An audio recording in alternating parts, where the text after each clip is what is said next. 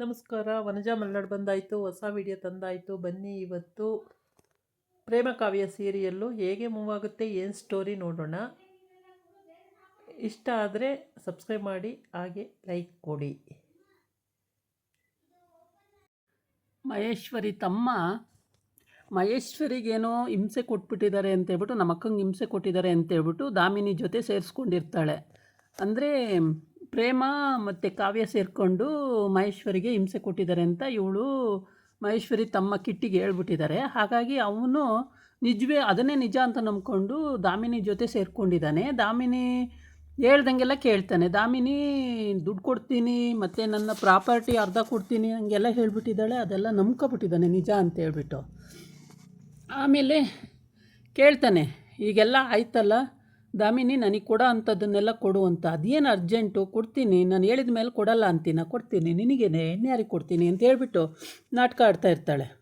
ಅಷ್ಟೊತ್ತಿಗೆ ಮಹೇಶ್ವರಿ ಫೋನ್ ಮಾಡ್ತಾಳೆ. ಸರಿ, ಒಂದು ನಿಮಿಷ, ಫೋನ್ ಬಂತು, ಮಾತಾಡ್ಕೊಬರ್ತೀನಿ ಅಂತ ಹೋಗ್ತಾನೆ ಕಿಟ್ಟಿ ಆ ಕಡೆಗೆ.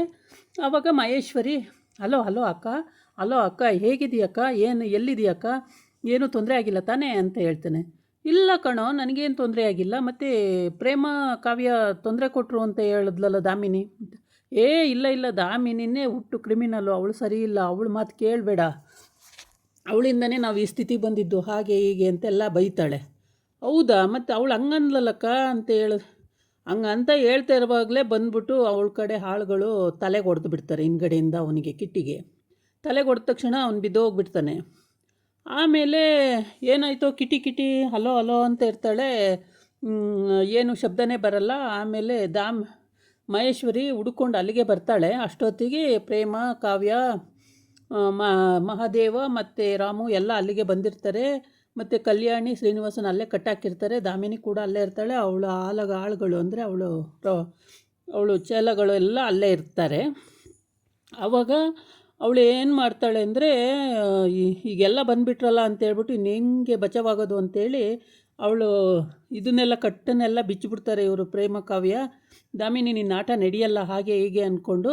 ಆಗ ಇನ್ನೇನು ಮಾಡೋಕ್ಕಾಗಲ್ಲ ಅಂತೇಳ್ಬಿಟ್ಟು ಇವಳೇನು ಮಾಡಿಬಿಡ್ತಾಳೆ, ಚೇರ್ ಕೆಳಗಡೆ ಕುಡ್ಲಿರುತ್ತೆ, ಕುಡ್ಲು ತಗೊಂಡು ಶ್ರೀನಿವಾಸನ ಕುತ್ತಿಗೆಗೆ ಹಿಡಿದು ಬಿಡ್ತಾಳೆ. ಆವಾಗ ವಿಧಿ ಇಲ್ಲ, ಏನೂ ಮಾಡೋಕ್ಕಾಗ್ತಾಯಿರಲ್ಲ. ಎಲ್ಲರೂ ನಿಂತ್ಕೊಂಡು ನೋಡ್ತಿರ್ತಾರೆ ಏನು ಮಾಡ್ಬೋದು ಅಂತೇಳಿ.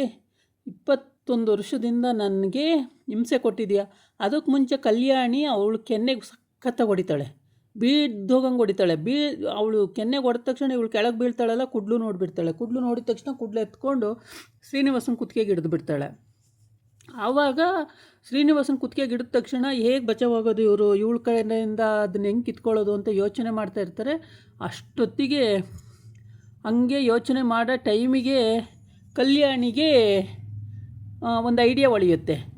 ಇವಳು ಯಾವ ರೀತಿಯೂ ಕುತ್ತಿಗೆನಾರ ಕುಯ್ದುಬಿಟ್ರೆ ಅಂತೇಳ್ಬಿಟ್ಟು, ದಾಮಿನಿ ಬೇಡ ನೋಡು, 21 ವರ್ಷ ಅವ್ರನ್ನ ಕೂಡ ಹಾಕ್ಕೊಂಡು ಅವ್ರಿಗೆ ಕೊಡಬಾರ್ದು, ಹಿಂಸೆ ಕೊಟ್ಟಿದೀಯಾ, ಅವ್ರ ಜೀವನನೇ ಹಾಳು ಮಾಡಾಕಿದೀಯಾ, ಸುಮ್ಮನೆ ಇರು ದಾಮಿನಿ, ಮತ್ತು ಇವಾಗಾದರೂ ಚೇಂಜ್ ಆಗು, ಸುಮ್ಮನೆ ಇರು, ಏನು ಮಾಡಬೇಡ ಅಂತ ಹೇಳ್ತಲೇ ಇರ್ತಾಳೆ.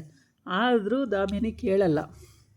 ನನ್ನನ್ನು ತಿರಸ್ಕರಿಸಿ ಕಲ್ಯಾಣಿನ ಮದುವೆ ಆಗಿ ಅವಳ ಮಕ್ಕಳಿಗೆ ತಂದೆ ಆಗಿದೆಯಾ ನೀನು, ನಿನ್ನನ್ನು ಬಿಟ್ಟರೆ ಅಲ್ವಾ ಅಂತೇಳ್ಬಿಟ್ಟು, ನಿನ್ನಿಂದ ನಮ್ಮಪ್ಪ ಸತ್ರು, ನಮ್ಮಮ್ಮ ಸತ್ರು ಅಂತ ಹಿಂಗೆ ಹೇಳ್ಕೊಂಡು ಅವಳು ಅವನ ಕುತ್ತಿಗೆಗೆ ಇಟ್ಕೊಂಡಿರ್ತಾಳೆ.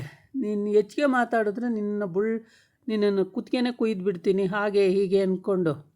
ಆವಾಗ ಇವ್ರು 4-5 ಜನ ನಿಂತಿರ್ತಾರೆ. ಏನು ಮಾಡಬೇಕು ಅಂತ ಗೊತ್ತಾಗಲ್ಲ. ಬಿಡು ದಾಮಿನಿ, ಬಿಡು, ಏನು ಮಾಡಬೇಡ, ಬಿಡು ಅಂತ ಹೇಳ್ತಲೇ ಇರ್ತಾರೆ. ಆದರೆ ಇವಳೆ ಬಿಡೋ ಅಂತ ಯಾವ ಲಕ್ಷಣಗಳು ಕಾಣಿಸ್ತಾನೆ ಇರಲ್ಲ. ಅವನು ಕಿಟ್ಟಿ ನೋಡಿದ್ರೆ ಆ ಕಡೆ ತಲೆಗೆ ಒದೆ ತಿಂದು ಅವನು ಅಲ್ಲಿ ಬಿದ್ದಿದ್ದಾನೆ. ಮಹೇಶ್ವರಿ ಇಲ್ಲಿ ಹುಡ್ಕೊಂಡು ಬರ್ತಾಯಿದ್ದಾಳೆ. ಇವಳು ಕುತ್ತಿಗೆಗೆ ಹಿಡ್ಕೊಂಡು, ಒಂದು ಹೆಜ್ಜೆ ಯಾರು ಮುಂದೆ ಇಟ್ಟರೆ ಇವನು ಕುತ್ತಿಗೆನೇ ಕುಯ್ದು ಬಿಡ್ತೀನಿ ಅಂತ ಇಟ್ಕೊಂಡು ಬೈತಾ ಇದ್ದಾಳೆ ಅವನಿಗೆ. ಅದೇ ಸಿಚುವೇಶನ್, ಅವನ ಮುಖ ನೋಡ್ಕೊಂಡು ಬೈತಾ ಇದ್ಲು. ಅದೇ ಸಿಚುವೇಶನ್ ನೋಡಿಕೊಂಡು ಕಲ್ಯಾಣಿ ಏನು ಮಾಡಿಬಿಡ್ತಾಳೆ, ಅಲ್ಲಿ ಬಿದ್ದಿರ್ತೆ ರಾಡ್ ತಗೊಂಡು ಎತ್ತಿ ಬುಲ್ಡೆಗೆ ಬಿಟ್ಟೇ ಬಿಡ್ತಾಳೆ ದಾಮಿನಿಗೆ. ಬಿಟ್ಟ ತಕ್ಷಣ ದಾಮಿನಿ ಅಲ್ಲೇ ಸ್ಪಾಟ್ ಡೆತ್. ಆ ಟೈಮಿಗೆ ಕರೆಕ್ಟಾಗಿ ಏನು ಮಾಡಬೇಕು ಅಂತ ಗೊತ್ತಾಗಲ್ಲ. ಪೊಲೀಸ್ ಬೇಗ ಬಂದೇ ಬಿಡ್ತಾರೆ. ತಕ್ಷಣಕ್ಕೆ ಅವಳು ದಾಮಿನಿ ಕಡೆಯವ್ರು ಇರ್ತಾರಲ್ಲ, ಫೋನ್ ಮಾಡಿಬಿಡ್ತಾರೆ. ಫೋನ್ ಬಂದೇ ಬಿಡುತ್ತೆ, ಪೊಲೀಸ್ ಬಂದೇ ಬಿಡುತ್ತೆ. ಆವಾಗ ಯಾರ್ಯಾರ ಮೇಲೆ ಕೇಸ್ ಹಾಕಬೇಕು ಅಂತ ಯೋಚನೆ ಮಾಡ್ತಿರ್ತಾರೆ. ಆ ಟೈಮಿಗೆ ಕಿಟ್ಟಿಗೂ ಎಚ್ಚರ ಆಗುತ್ತೆ, ಅವನು ಎದ್ದು ಬರ್ತಾನೆ. ಮಹೇಶ್ವರಿನೂ ಅಲ್ಲಿಗೆ ಬಂದಿರ್ತಾಳೆ. ಆವಾಗ ಇವನು ಮಹಾದೇವ ಹೇಳ್ತಾನೆ, ಅಮ್ಮ ಇನ್ನು ಜೈಲಿಗೆ ಹೋಗ್ಬಿಡ್ತಾಳೆ ಅಂತೇಳ್ಬಿಟ್ಟು, ಇಲ್ಲ ಇನ್ಸ್ಪೆಕ್ಟರ್ ಎಷ್ಟು ಹೇಳಿದ್ರು ದಾಮಿನಿ ಕೇಳಲಿಲ್ಲ, ಮಿಸ್ಸಾಗಿ ತಲೆಗೆ ಹೊಡೆದು ನಾನೇ ಹೊಡೆದಿದ್ದು ಔಟ್ ಆದ್ಲು ಅಂತ ಅವನು ಹೇಳ್ತಾನೆ. ಕಲ್ಯಾಣಿ ಹೇಳ್ತಾಳೆ ನಾನು ಅಂತಾಳೆ, ನಾನು ಹೊಡೆದಿದ್ದು ತಲೆಗೆ ಅಂತಾಳೆ. ಹೀಗೆ ಎಲ್ಲರೂ ಒಂದೊಂದು ಹೇಳ್ತಿರ್ತಾರೆ. ಲಾಸ್ಟಲ್ಲಿ ಕಿಟ್ಟಿ ಬರ್ತಾನೆ. ಬಂದುಬಿಟ್ಟು, ಇಲ್ಲ ಇವರೆಲ್ಲರೂ ಏನೂ ಮಾಡಲಿಲ್ಲ, ನನಗೆ ದಾಮಿನಿ ಮೋಸ ಮಾಡಿದ್ಲು, ಹಂಗಾಗಿ ನಾನೇ ಅವಳಿಗೆ ತಲೆಗೆ ಹೊಡೆದಿದ್ದು ಅಂತ ಫೈನಲ್ಲಿ ಹೇಳ್ಬಿಡ್ತಾನೆ. ಹಂಗಾಗಿ ಕೊನೆಗೆ ಅವನ ಹೆಂಡ್ತಿನ ಚೆನ್ನಾಗಿ ನೋಡ್ಕೊಳ್ಳಿ, ಅವಳಿಗೆ ಪಾಪ ಏನೂ ಗೊತ್ತಾಗಲ್ಲ, ಅವಳಿಗೇನು ಇದು ಮಾಡಬೇಡಿ, ಅವಳನ್ನ ಬರೋವರೆಗೂ ಚೆನ್ನಾಗಿ ನೋಡ್ಕೊಳ್ಳಿ ಅಂತ ಹೇಳಿಬಿಟ್ಟು ಅವನ್ನ ಕರ್ಕೊಂಡು ಹೋಗ್ತಾರೆ. ಸಾಕ್ಷ್ಯ ಆಧಾರಗಳೆಲ್ಲ ಬೇಕು ಅಂತೇಳ್ಬಿಟ್ಟು. ಕಾವ್ಯ ಮತ್ತು ಪ್ರೇಮ ಗಾಬರಿಯಾಗಿ ನೋಡ್ತಾ ಇರ್ತಾರೆ. ಅಂತೂ ಇಂತೂ ದಾಮಿನಿ ಔಟು ಅಂತ ಇಲ್ಲಿ ಇದು ಕತೆ ಪ್ರಕಾರ ಆ ಥರ.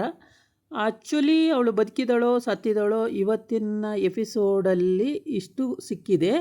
ನಾಳಿನ ಎಪಿಸೋಡಲ್ಲಿ ಬದುಕಿದ್ರೆ ಇರ್ತಾಳೆ ಹಾಸ್ಪಿಟ್ಲಲ್ಲಿ, ಸತ್ತಿದ್ರೆ ಮಶಾಣ ಸೇರಿರ್ತಾಳೆ.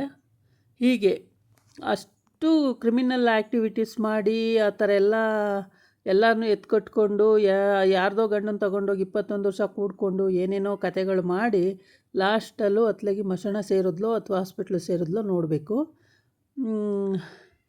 ಹೀಗೆ ಒಬ್ಬರಿಗೆ ಅನ್ಯಾಯ ಮಾಡಿದ್ರೆ ಏನಾಗುತ್ತೆ ಅನ್ನೋದು ಈ ಕಥೆನಲ್ಲಿ ತೋರಿಸಿದ್ದಾರೆ. ಮತ್ತಿಲ್ಲಿ ಪ್ರೇಮಗೆ ಎಲ್ಲರಿಗೂ ಒಂದು ಸ್ವಲ್ಪ ನೆಮ್ಮದಿ ಆಯಿತು. ಇವಾಗ ಕಾವ್ಯ ಪ್ರೇಮಗೆಲ್ಲ ನೆಮ್ಮದಿ ಆಯಿತು. ಇದಾಗಿತ್ತು ಇವತ್ತಿನ ವೀಡಿಯೋ. ನಾಳೆ ಇನ್ನೊಂದು ವೀಡಿಯೋ ಜೊತೆ ಬರ್ತೀನಿ. ನಮಸ್ಕಾರ.